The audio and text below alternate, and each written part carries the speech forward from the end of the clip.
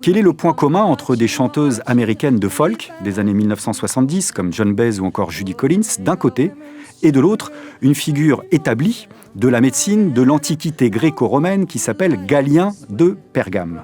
Eh bien, une chanson, figurez-vous, une chanson qui s'appelle Bread and Roses, du pain et des roses, puisque, eh bien, d'après les historiens, c'est à lui, Galien de Pergame, que nous devons en premier cette formule allégorique du pain et des roses. Le pain, ça représente la nourriture du corps.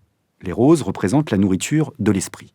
Et de cette formule allégorique va naître une aspiration moderne, notamment au XXe siècle, c'est-à-dire une revendication qui consiste à proclamer le droit pas simplement à survivre en réussissant enfin à manger à sa faim, mais le droit à vivre dans un sens plein et entier, ce qui inclut également le droit à l'émancipation.